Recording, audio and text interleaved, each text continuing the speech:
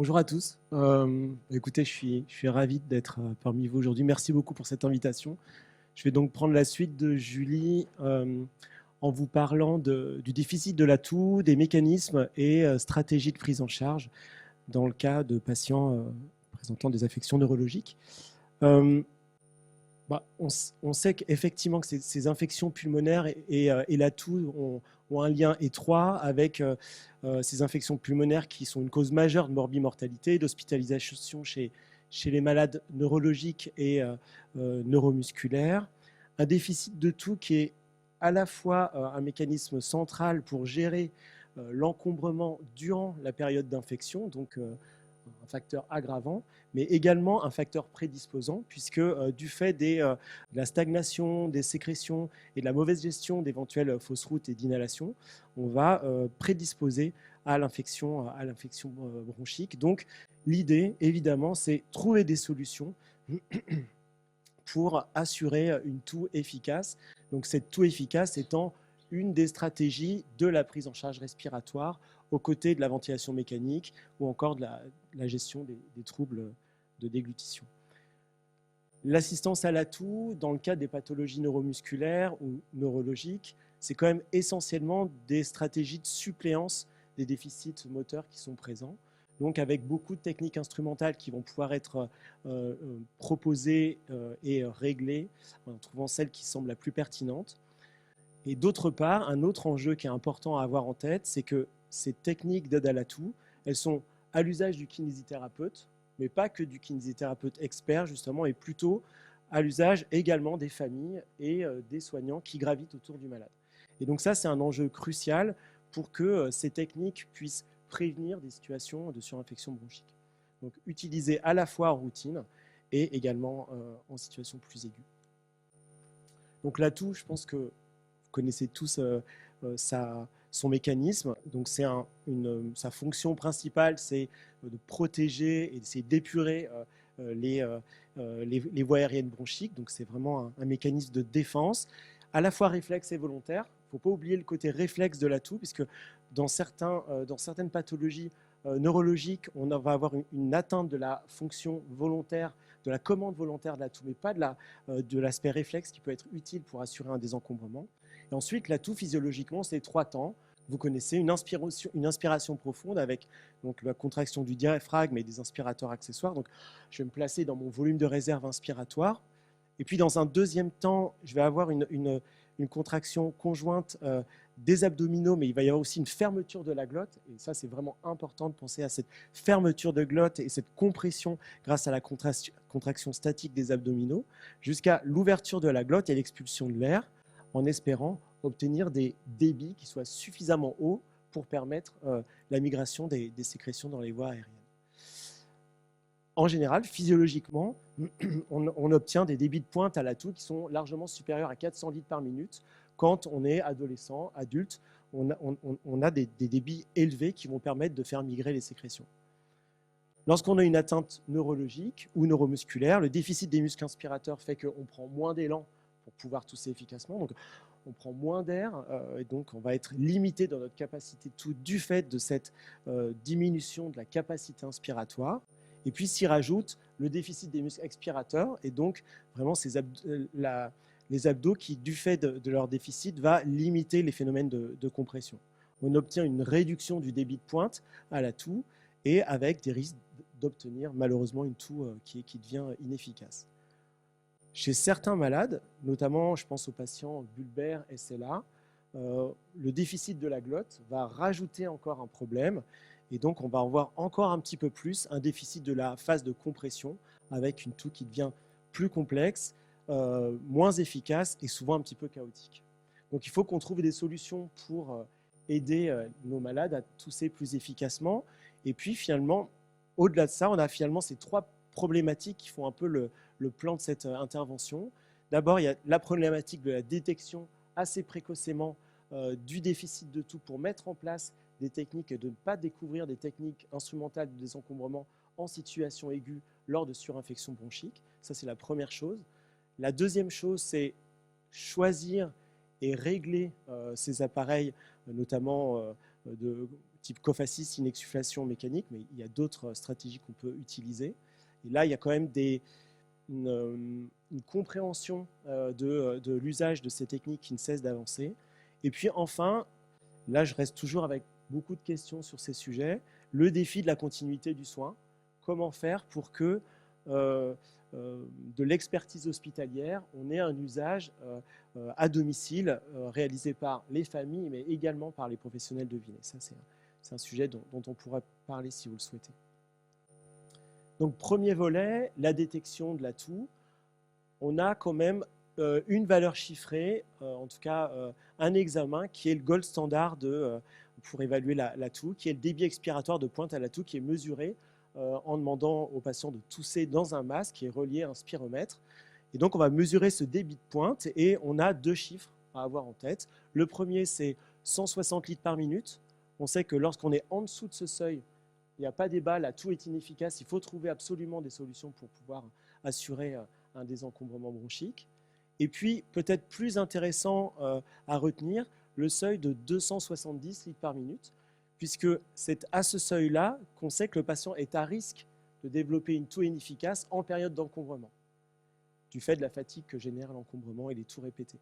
Et c'est bien ce chiffre-là qu'il faut avoir en tête, 270 litres par minute, à partir duquel il faut proposer des techniques de désencombrement, et je pense que c'est essentiel. Il faut être proactif. C'est ça le message, en fait. Alors, ces chiffres sont valables chez l'ado, chez l'adulte.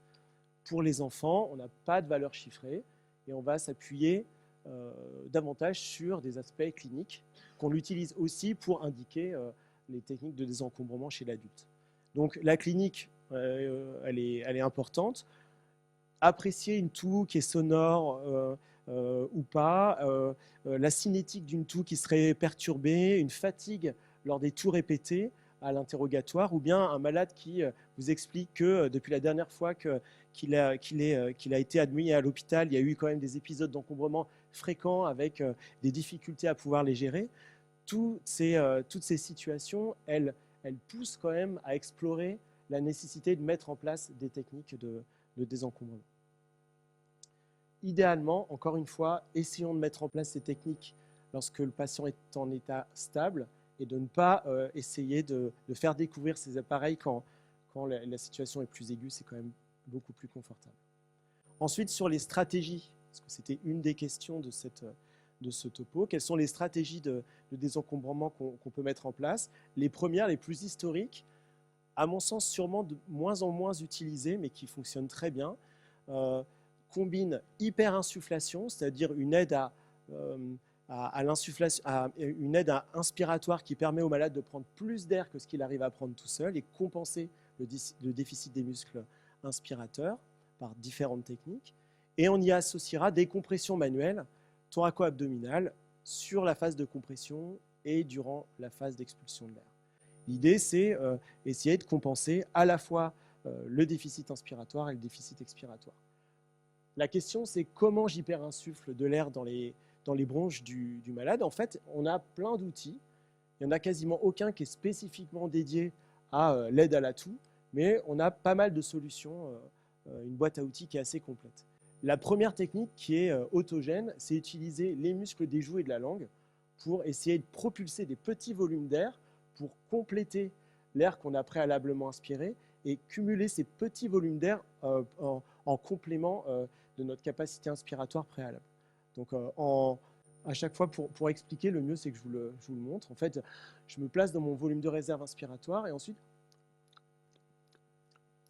je propulse peut-être 5, 6, 10 petits volumes d'air que j'aurais préalablement comprimés par ma sphère ORL. Et puis ensuite, j'ouvre la glotte, je les propulse dans mes poumons et je recommence plusieurs fois.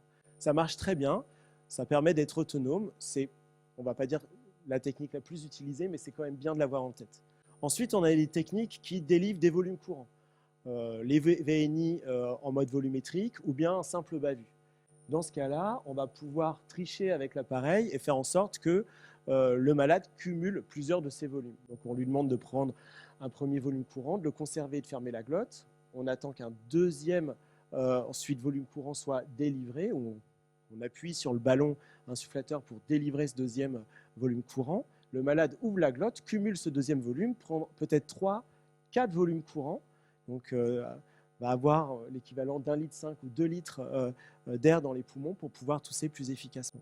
Alors ça marche bien, ça marche chez les malades qui n'ont pas de déficit de glotte et sans présence de trachéotomie, parce qu'il va falloir conserver à chaque fois cet air. Mais j'ai mis un point d'interrogation parce que est utilisé, alors à ma connaissance, assez peu en France. En tout cas, j'ai peu d'expérience dans le domaine, mais en Australie, par exemple, je sais qu'ils utilisent des valves anti-retour avec un système de manomètre qui permet, sur le ballon insufflateur, de pouvoir délivrer plusieurs des volumes courants sans que le malade ait nécessairement le besoin de fermer sa glotte et de cumuler ses volumes, puisque c'est cette valve qui va faire office de glotte. On y rajoute en général un manomètre pour être sûr de ne pas dépasser un certain seuil de pression et pas créer de barotraumatisme.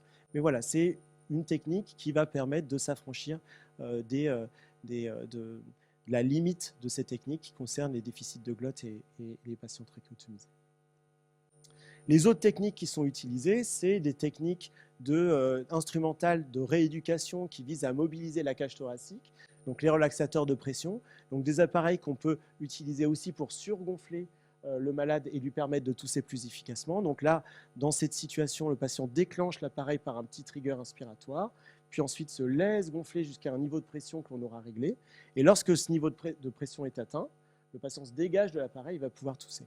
Ça, c'est une stratégie. Donc en une seule fois, le malade se retrouve dans une situation plus efficace pour tousser efficacement. Et puis, à mon sens, on l'utilise quand même assez peu, mais on a quand même des ventilateurs de domicile qui ont des fonctions spécifiques d'hyperinsufflation et qui permettent, durant la ventilation du malade, en appuyant sur un bouton, de créer une hyperinsufflation pour assurer une toux plus efficace.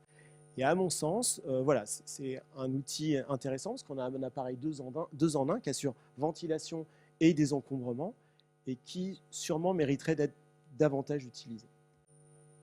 Et puis ensuite, les derniers appareils qui maintenant commencent à dater, finalement, ça fait une vingtaine d'années qu'on a ce type d'appareil qui est arrivé en France, c'est l'inexsufflation mécanique qu'on appelle le plus souvent cofacyste. Donc l'inexsufflation mécanique, vous connaissez sûrement le principe, une pression positive qui assiste la phase inspiratoire en donnant plus d'air, en hyper-insufflant. Et puis ensuite, une phase de pression négative durant l'expulsion de l'air qui va aspirer l'air contenu dans les bronches du malade pour assister la phase expiratoire. Donc, je donne de l'air, je reprends de l'air. Et c'est cette pression négative qui est un peu singulière et qui a interrogé quand même assez fortement la communauté pour essayer de la comprendre et essayer de trouver des modalités de réglage qui semblent pertinentes. Je vous ai mis en dessous, bientôt j'aurai plus de place quand je présente cette dia. Il y a de plus en plus d'appareils qui existent. Là, j'en ai compté 8, je n'ai pas rajouté l'historique, mais qu'on retrouve dans les services. Mais on aura bientôt 10, peut-être 12 inexsufflateurs avec tous des fonctions spécifiques pour qu'ils puissent se démarquer. Donc ça témoigne, je pense, de l'intérêt et de l'usage qui ne cesse d'augmenter, et du nombre de prescriptions qui ne cesse d'augmenter. Entre 2006 et 2019, le nombre de prescriptions a été multiplié par 2,5, avec à peu près 10 000 prescriptions en 2019, et je pense qu'actuellement, c'est encore un peu plus important. Donc, qu'est-ce qu'on peut dire, qu'est-ce que nous dit la littérature sur ces différentes stratégies? D'abord, il y a quand même un consensus sur l'intérêt de l'aide à la toux, que ce soit chez les malades neuromusculaires, avec beaucoup de recommandations et beaucoup d'études qui ont été faites chez les malades neuromusculaires. On retrouve des recommandations dans le cas des lésions médulaires, chez les patients SLA, dans la paralysie cérébrale. Donc, il y a quand même un large consensus sur l'intérêt de ces techniques. Concernant les techniques les plus anciennes d'hyperinsufflation et compression manuelle, il y a deux choses à avoir en tête. Un, l'association hyperinsufflation plus compression manuelle est plus efficace que quand on les prend isolément. Et la deuxième chose, c'est que, vous avez vu, il y a plusieurs manières de créer cette hyperinsufflation. Laquelle utiliser? Je pense qu'on a deux critères. Celle qui permet de donner le plus d'air et celle qui est la plus facile à utiliser au quotidien. Et c'est ça qui va déterminer sûrement la technique à utiliser. J'ai bientôt besoin d'avoir une séance de désencombrement, je crois. Concernant l'inexsufflation mécanique, là, c'est pareil, j'ai essayé d'en mettre pas vraiment le moins possible, parce qu'il y a les choses un peu chargées, c'est bien, mais depuis les premiers travaux de John Bach en 93 qui témoignaient de l'intérêt pour générer des débits de pointe à l'atout supérieurs aux autres techniques, même si c'est quelque chose qu'on pourrait peut-être questionner. Ce que je trouve intéressant, c'est qu'on retrouve de plus en plus d'études qui témoignent de l'intérêt clinique de l'inexsufflation mécanique. Pas forcément en comparant aux autres techniques, mais qui témoignent que l'usage de l'inexsufflation mécanique permet de diminuer des infections bronchiques et des hospitalisations, une diminution du recours à la ventilation invasive en période d'encombrement. Ça, c'est vraiment une ancienne étude, mais sur une dizaine de patients, donc c'est une petite étude, mais je trouvais intéressant de la noter, de Vianello et collaborateurs.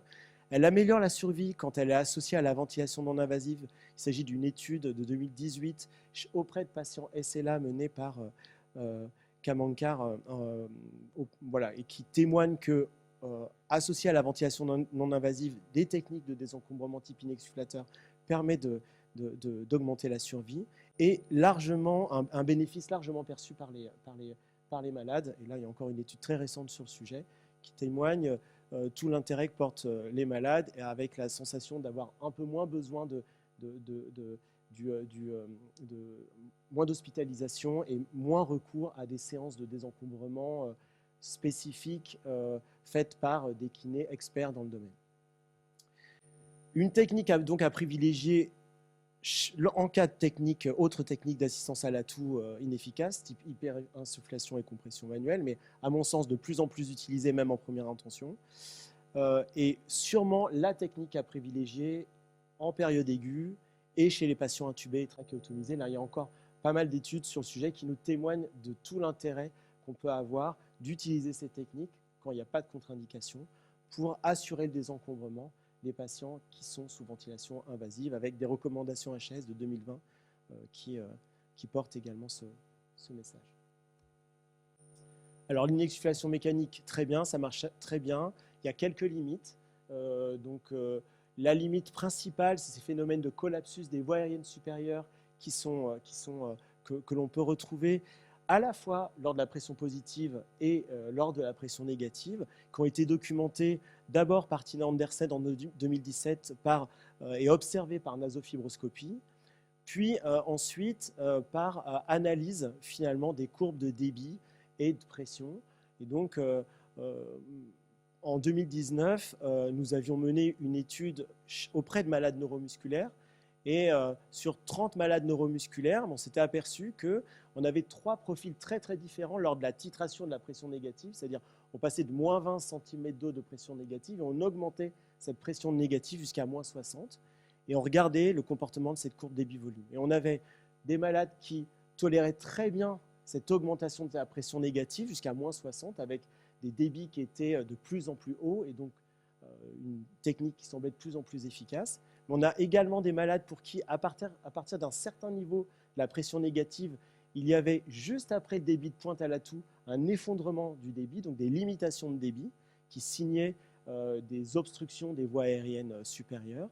Et puis des malades pour qui, dès le départ, des pressions assez faibles, de moins 20 cm d'eau, il y avait après le débit de pointe une fermeture et une limitation de débit. Donc 3 types de profils, avec donc la nécessité d'avoir une titration fine pour chaque malade et chaque profil de malade.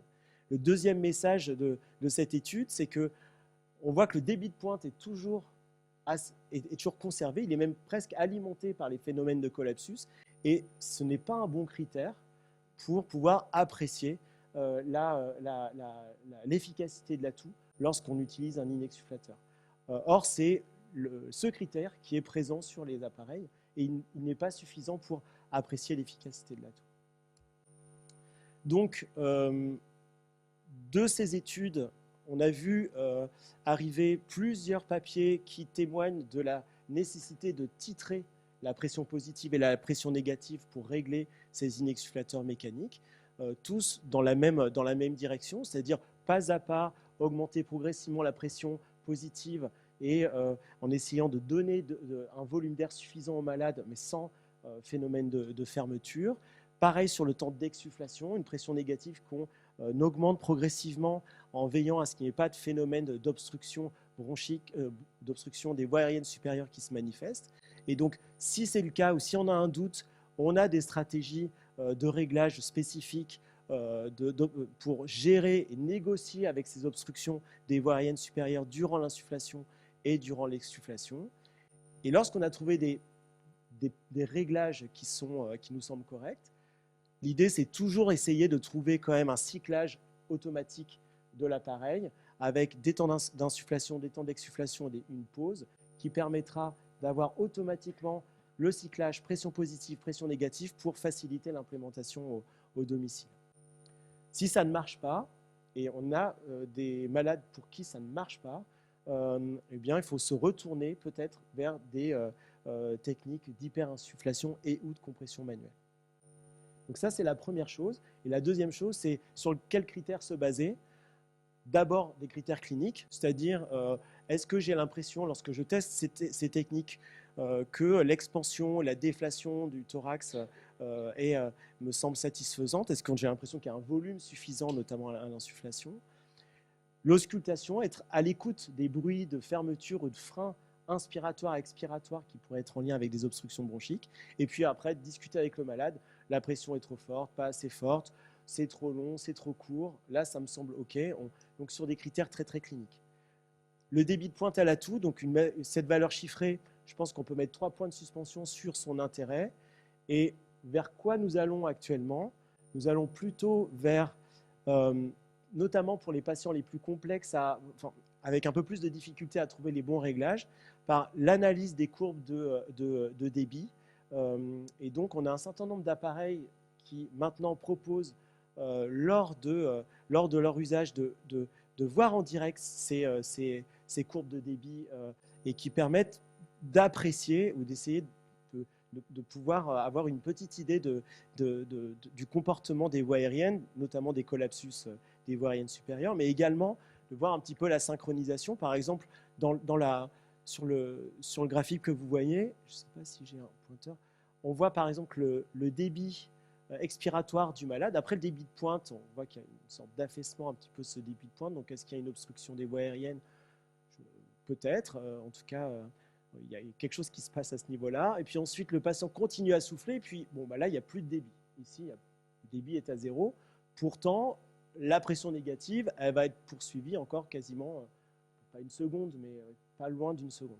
Quand on voit ça, on se dit, ce n'est pas la peine de laisser un temps d'exsufflation si long.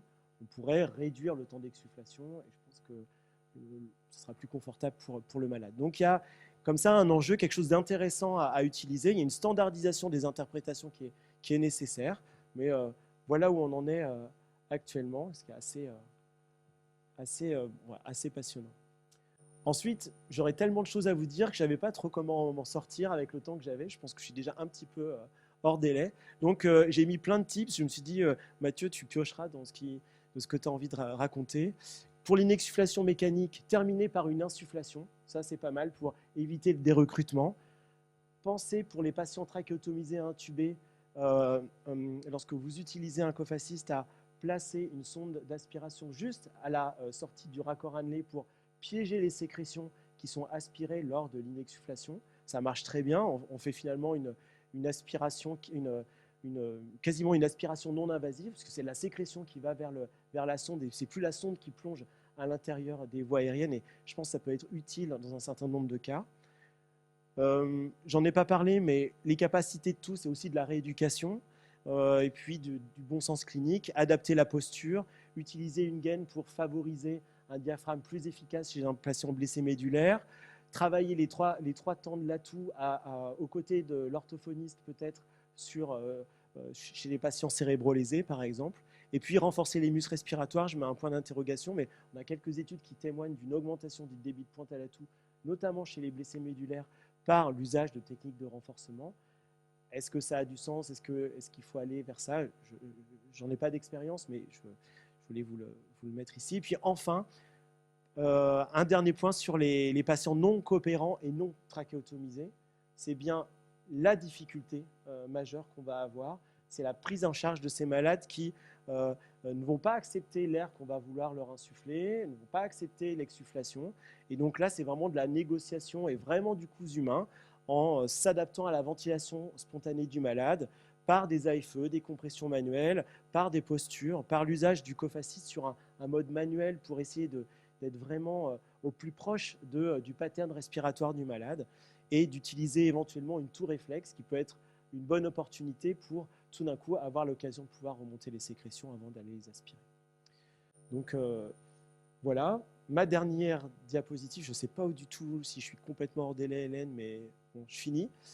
Cette dernière dia pour vous dire que on a toujours ce même problème de l'usage de l'inexsufflateur et des techniques instrumentales dans leur ensemble au domicile. Je crois que c'est donc une étude récente de Sonia Kirani qui témoigne que dans près de 83%, c'est bien les parents qui font usage de ces techniques pour assurer le désencombrement et éviter des épisodes d'infection bronchique. Les kinés, dans cette étude, il y avait 150 enfants qui ont été, et familles qui ont été interrogées. Les kinés étaient présents au domicile dans 18% des cas. Et moi, quand je vois ça, ça me crève un peu le cœur. Je me dis que les kinés ont leur place, peut-être, pour augmenter un petit peu leur action sur notamment cette prévention de surinfection, d'infection bronchique et d'hospitalisation. Et donc, c'est toujours un peu la question, comment faire pour favoriser, valoriser le rôle des kinésithérapeutes au domicile pour être en soutien de ce que font les familles et les aidants. Voilà, je crois que je conclurai en disant, la détection qui est du déficit de toux qui est primordial, être proactif dans la mise en place des techniques, des réglages à adapter au cas par cas. On comprend vraiment de mieux en mieux la physiologie, la physiopathologie lors de l'usage de toutes ces techniques. Donc on a vraiment maintenant de quoi adapter à chaque malade les techniques qu'on a et cette boîte à outils. Et puis la dernière chose, c'est encore cette fois l'enjeu de la continuité de soins et de la prise en charge à domicile. Je vous remercie beaucoup.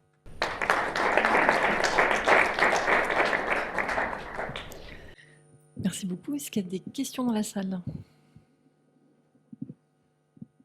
Alors, moi j'aurais une question. Ah, pardon. Non, non, allez-y. Du coup, une première question. Que penses-tu? Parce que dans la continuité des soins, il y a aussi un autre élément qui est que finalement, ces techniques, elles sont utilisées au moment des périodes d'encombrement. On va les mettre en place, donc si possible, en dehors d'un encombrement aigu, mais on peut avoir des périodes libres avant que ça soit réutilisé, qui peuvent être de quelques mois à 1 an et demi, 2 ans. Et donc, comment maintenir le niveau de compétence du patient et de ses aidants? On voit qu'il y a une difficulté de relais sur la kinésie de ville. Est-ce que tu penses qu'il y a une place à la téléréhabilitation qu'on commence à utiliser avec éventuellement une revue des techniques faite à distance pour pouvoir aider le patient et ses aidants à vérifier l'efficacité de leur implémentation? Évidemment, ça serait un bon outil pour, entre le kiné expert ou pas d'ailleurs, et les aidants, de pouvoir faire un point sur l'usage des techniques. On s'y a un peu essayé. J'ai quitté Garches il y a quelques temps maintenant, mais on avait testé un peu cette solution-là. Ça marche plutôt bien. Je pense que ce qui fonctionne bien également, c'est lorsque les malades reviennent à l'hôpital pour faire un point sur la situation respiratoire, si possible, si la famille est là, leur demander de refaire une séance sous nos yeux et pouvoir débriefer. Parce que quand même, j'ai l'impression que la proximité aide un petit peu. Je pense notamment aux malades trachéotomisés et à une certaine angoisse des aidants à manipuler l'usage et à utiliser le cofacice et l'inexsufflation mécanique. Pour vous dire, j'ai eu quelques surprises.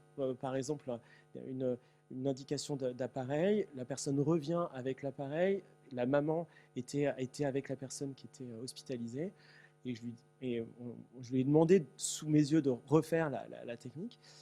Et en fait, effectivement, elle avait oublié, par exemple, de brancher l'appareil. Et effectivement, il y a eu un petit moment de flottement de quelques secondes, mais qui témoigne bien de tout l'intérêt d'accompagner. Mais la solution télémédecine, oui, ça paraît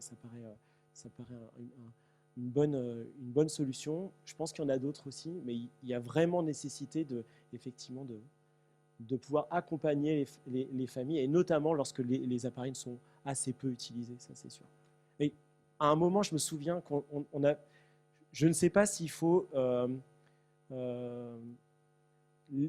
faire une prescription et par exemple dire aux familles, s'il y a un problème d'encombrement, sollicitez votre prestataire pour qu'il puisse vous délivrer un appareil.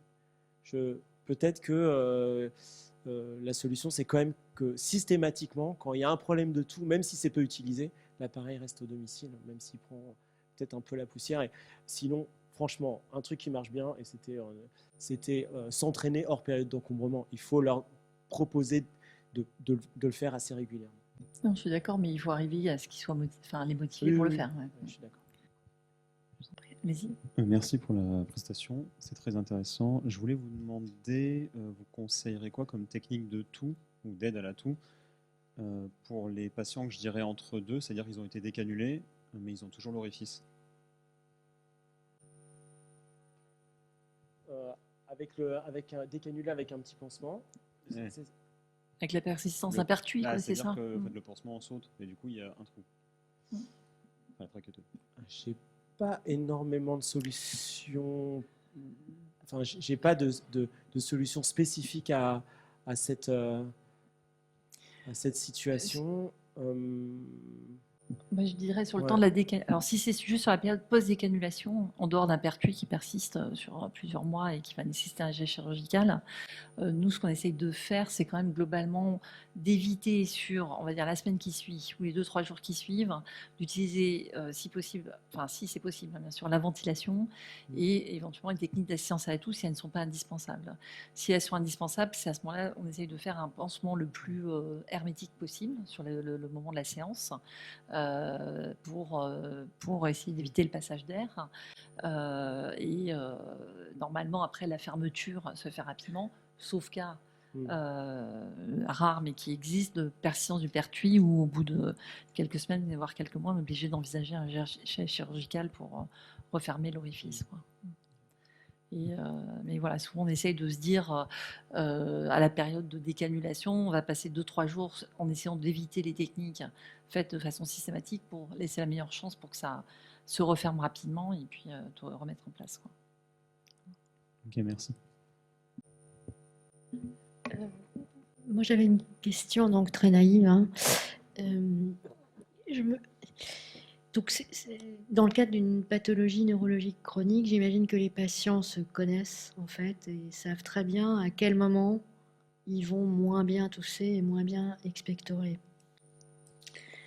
Et donc, est-ce qu'il ne faut pas justement renforcer les manœuvres de désencombrement à ces moments-là, c'est-à-dire en amont du moment où ça va être très compliqué.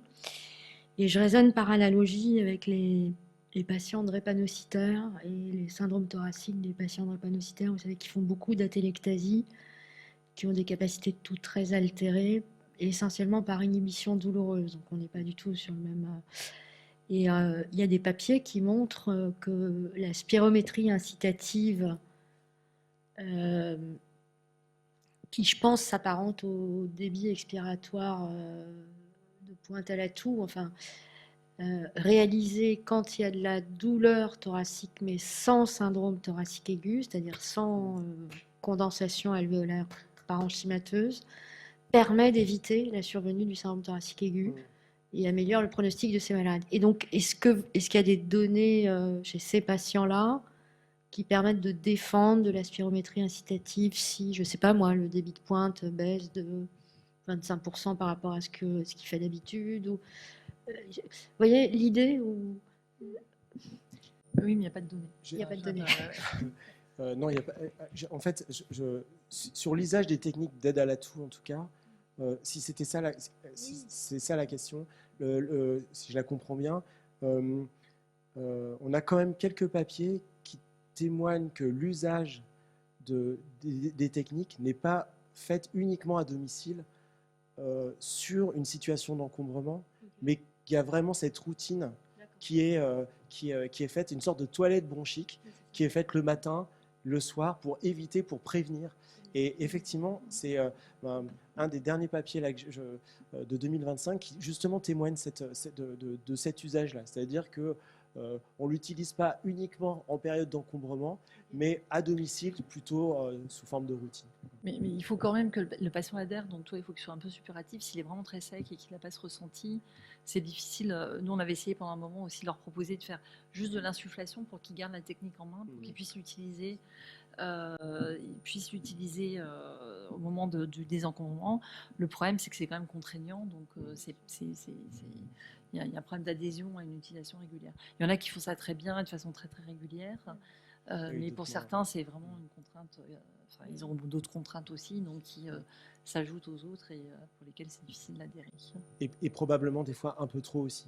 Enfin, j'ai eu récemment une question par rapport à un malade qui réclamait, je crois que c'était 15 fois par jour d'injection. Et il y a un moment, il faut peut-être aussi se poser la question, est-ce que c'est pour compenser une ventilation qu'il faut régler, il y a peut-être d'autres choses. Il faut, voilà. En tout cas, il faut se questionner, c'est sûr.